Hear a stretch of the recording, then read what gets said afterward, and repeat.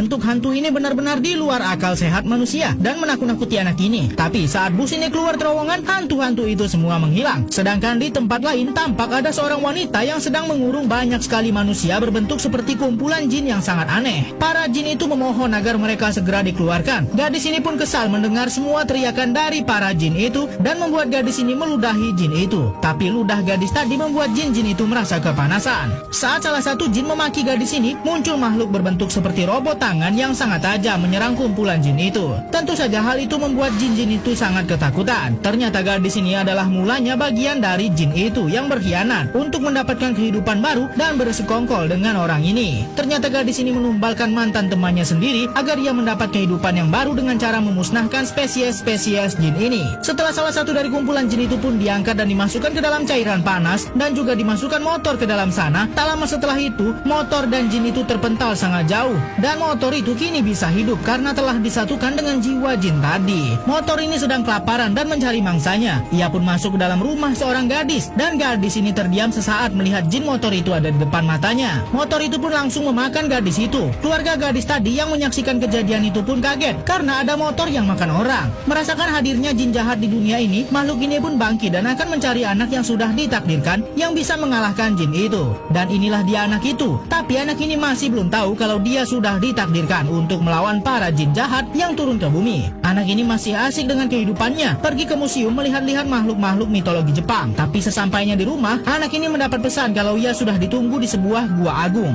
Baru saja ia mau pergi, musibah sudah datang kepada dirinya. Kakek kesayangannya yang sedang memanjat pohon malah terjatuh ke dalam lumpur dan tenggelam ke dalam lumpur itu. Tak berlama-lama lagi, anak itu pun pergi dengan sepedanya ke gua agung itu. Tapi saat anak itu sudah dekat ke gua agung, ia merasa sangat ketakutan karena terlihat banyak sekali tulang-tulang makhluk yang sangat aneh. Bahkan saat beberapa langkah ia berjalan, ia sudah mendapat gangguan dari jin penghuni hutan itu. Tapi anak itu tetap santai menikmati perjalanannya. Tapi saat ia melangkah di dekat sebuah danau yang mengerikan, tiba-tiba ia terpeleset dan ada sebuah tangan yang menariknya. Tampak sosok yang menariknya itu sangat mengerikan. Tapi tiba-tiba makhluk itu melepaskannya. Dan saat anak itu berlari, ia bertemu dengan seorang perempuan. Leher wanita ini langsung kendor saat ia batuk. Saat wanita ini merasa demam, lehernya malah semakin panjang bagaikan leher Orochimaru. Gadis dengan leher panjang itu malah menakut-nakuti seorang anak yang tersasar ke tempatnya. Anak yang tersasar sendirian ini pasti sangat trauma. Karena sebelum ia sampai ke rumah gadis leher panjang mengerikan ini, sebelumnya ia bertemu dengan almarhum kakaknya yang mukanya sudah rata, sedang membawa lampion yang bisa melet-melet. Sehingga ia pun kabur dan malah masuk ke rumah gadis mengerikan ini. Bahkan saking mengerikannya rumah itu, pintu-pintu rumah itu memiliki mata yang sangat banyak. Anak ini benar-benar mengalami mimpi buruk. Ia pun berusaha melepaskan diri dari lilitan leher panjang itu dan segera berlari